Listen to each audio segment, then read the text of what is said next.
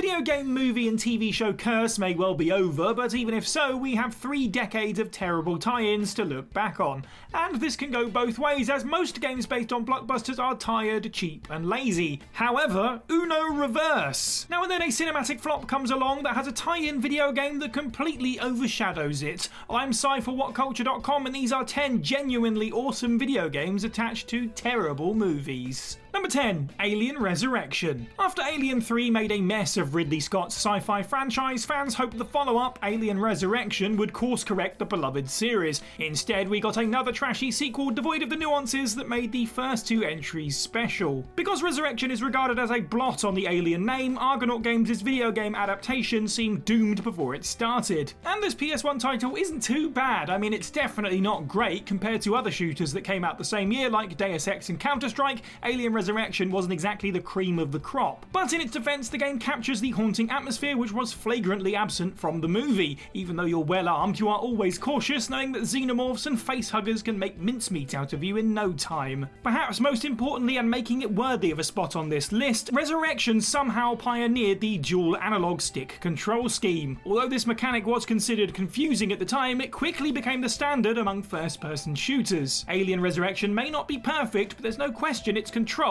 were way ahead of its time. Number 9. Plan 9 from Outer Space. 35 years after Ed Wood's Plan 9 from Outer Space hit theaters, Gremlin Graphics decided to turn the property into a video game. In this point-and-click adventure, you discover Bela Lugosi's stunt double has stolen the reels for the Plan 9 from Outer Space movie. Only by speaking to the locals, hunting for clues and scouring every nook and cranny will you be able to find the footage, allowing you to screen this atrocious movie to the masses. At first, you might think this game was created to just win a bet. I mean, we're talking about the original worst movie ever. Who is asking for a video game based on this abomination? Amazingly, this adaptation captures the spirit of Ed Wood's work without sinking to the same level of inferiority. Now, there's no point saying this game is better than the film because, let's be honest, it's not exactly a high bar, is it? But is Plan 9 from Outer Space good in its own right? For the most part, yes. Because of the tongue-in-cheek humour, you'll find yourself chuckling throughout your playthrough. With over 70 locations to explore, dozens of NPCs to chat to, and tons of puzzles to solve, this title is bound to keep you far more entertained than the movie would. Number 8. 102 Dalmatians, Puppies to the Rescue. Even if you were the most positive person on the planet, you likely couldn't find any reason why 102 Dalmatians, Puppies to the Rescue should be good. The film it's based on was complete dreck, and because this platformer was obviously tailored to very young kids, there is very little incentive for the developers to put any effort into it. Since it was made by Crystal Dynamics, the developers who made Gex and Legacy of Kain, you'd expect them to rush Puppies to the Rescue out as soon as possible so they can focus on their most recognised franchises. But to the surprise of everyone, this tie-in actually worked. Playing as Oddball or Domino, voiced by Malcolm in the Middle's Frankie Muniz, you need to navigate through each level to complete chores, collect bones, defeat henchmen, and solve puzzles to rescue your spotted siblings. Despite its rudimentary setup, there's not much to fault. Voice acting is well performed, the music is catchy, and the puzzles are diversely creative. Even camera systems, which were a major problem with 3D platformers at the time, there's no issue. It may be too easy for older players, but Puppies to the Rescue is an absolute treat, especially for youngsters. Number 7. The Punisher.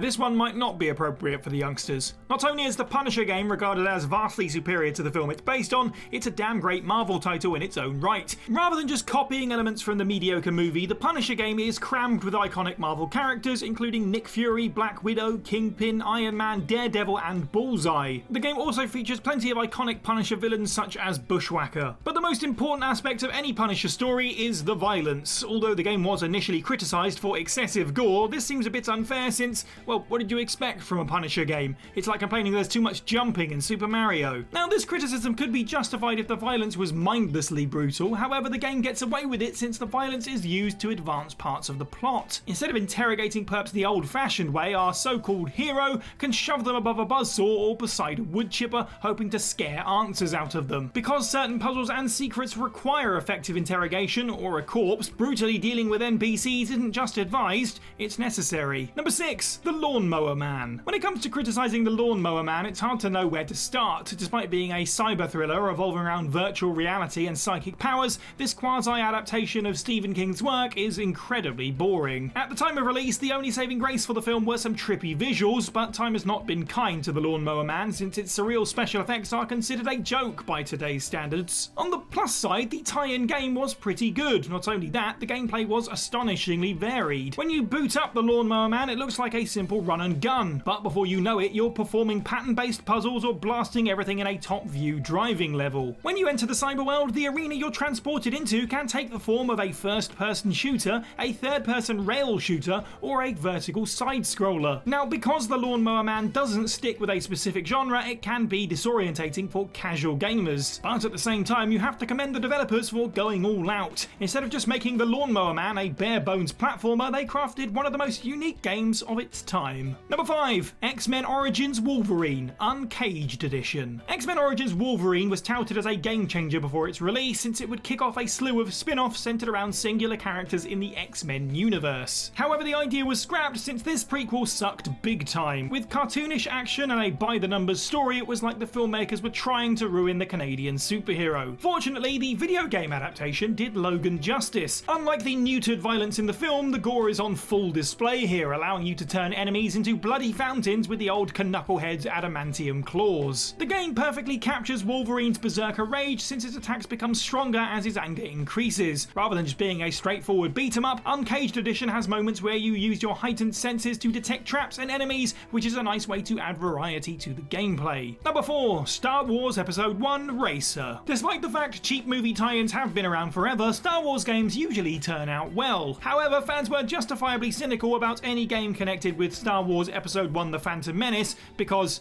it's The Phantom Menace, do we really have to explain that? However, one of the film's few redeemable qualities was the pod race sequence. This action-packed scene was such a blast to watch, LucasArts felt obligated to make a high-speed driving title called Star Wars Episode 1 Racer. Due to its smooth controls, customizable features and diverse range of tracks, Racer proved to be not just far better than its film counterparts, but one of the strongest Star Wars games ever. Racer was so accessible it won over many gamers who aren't familiar with George Lucas's sci-fi franchise, and not only was it a hit with critics, it obliterated similar races like Wipeout and F-Zero, becoming the most successful sci-fi racing title of all time. Considering it was recently re-released on modern consoles, it's clear Racer still holds a special place in many gamers' hearts even after 20 years. Number 3. ROBOCOP 3. Look, we all want to forget about ROBOCOP 3. Being forced to sit through this botched threequel is worse than being gunned down by Ed 209 itself. As a result, gamers weren't surprised to see the video game adaptation on the NES, Super NES, Genesis and other systems were just as poor. However, ROBOCOP on the Amiga, PC and Atari turned out better than anyone expected. The first-person shooting sections are surprisingly smooth considering the FPS genre was in its infancy at the time. For example, Doom only came out the same year. Although Donkey Kong Country's visuals blew people's minds in 1994, ROBOCOP 3 boasted polygonal graphics a whole year earlier. And unlike Donkey Kong, ROBOCOP 3 had actual 3D graphics, not just visuals that simulated 3D. Even though the robot ninjas and the jetpack sequences were considered the dumbest parts of the movie, this aspect works surprisingly well in the game. In fact, the jetpack system is probably the funnest part. If you were worried ROBOCOP 3 has aged like milk, you'll be glad to know that this isn't the case. It may be a bit blocky and janky by today's standards, but it definitely holds up way better than the film. Number 2. The Mummy Demastered. Saying the 2017 version of The Mummy was disappointing doesn't feel right, considering this remake bombed at the box office so hard it destroyed a potential cinematic universe. So when the video game adaptation, The Mummy Demastered, was announced, many people had the same thoughts: why bother? This skepticism is understandable considering this Metroidvania title has you playing as a faceless grunt instead of Tom Cruise's character. However, the disconnection with the source material works in Demastered's favour. Instead of connecting on the film, this 2D platformer focuses on replicating the gameplay, level structure and atmospheric music from bullet hell classics like Contra, Ghosts and Goblins and Metal Slug. Because of this, Demastered feels more like a love letter to retro titles rather than a movie tie-in. When you're blasting away at giant spiders and dinosaurs, yes, there's dinosaurs, you totally forget that it has any association with that film. Not only is The Mummy Demastered a delight from beginning to end, it should serve as the blueprint for movie tie-ins. Apart from its brevity, it's pretty much perfect. Number 1. Chronicles of Riddick: Escape from Butcher Bay. The filmmakers behind Pitch Black tried so hard to turn Vin Diesel's breakout feature into the next big thing.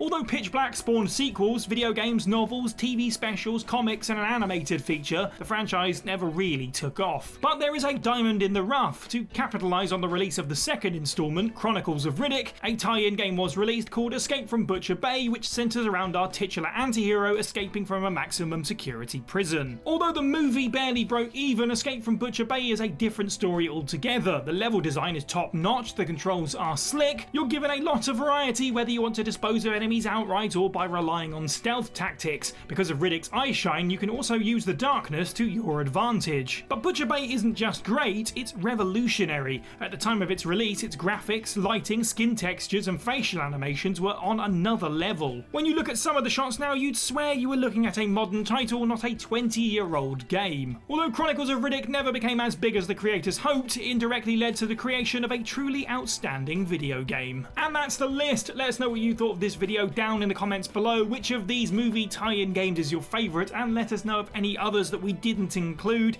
Make sure you like this video, share it with your friends, subscribe and hit that notification bell. Head over to WhatCulture.com for more content every day. I've been Cy for WhatCulture, and have a good week.